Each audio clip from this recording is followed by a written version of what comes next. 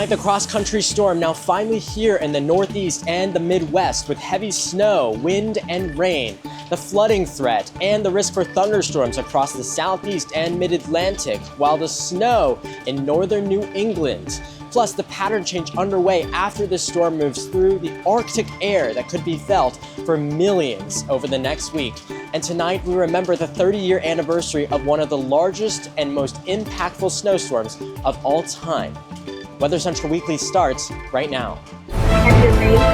This is Weather Central Weekly with Calvin Kim, reporting tonight from southeastern Pennsylvania. And good evening. Heavy rain is finally falling across the Northeast this evening, as you can see, replenishing those precipitation deficits and the slight drought that we are in right now.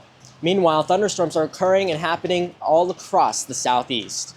Looking at the future radar like we often do, this is the HRRR model. You can see the moisture continuing to stream in, but eventually moving offshore over the next couple of hours, and that's when I expect the rain to end. In terms of precipitation and rain still to come across the region, generally ½ inch to an inch in most spots. Localized areas could see more than that, but generally the storm is coming to an end.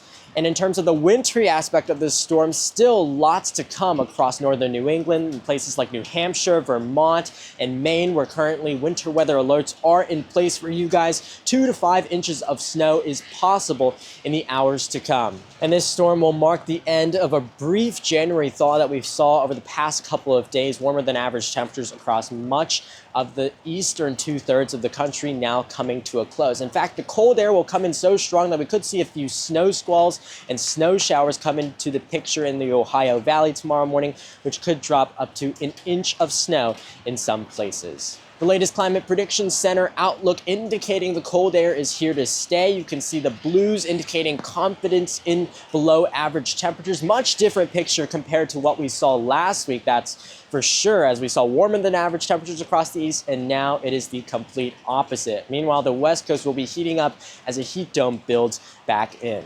In terms of snowfall, although the snowfall chances remain uncertain, the pattern, I will say, does favor the potential for a few coastal systems to work their way through. However, if they phase properly and if we do see some big-time snowstorms, still remains in question. And speaking of snow, tonight we remember the 30-year anniversary of one of the greatest blizzards of all time. A 2-foot swath of snow stretched from basically southern mid-Atlantic all the way through southern New England, where we saw 24 to 36 inches of snow. The storm caused $3 billion in damage and 154 deaths. And here in Philadelphia, it was the single storm snowfall record with 31 inches recorded at the airport. And that's the latest weather news on this day, January 10th, 2026. I'll see you next week, and good night. Your husband is coming.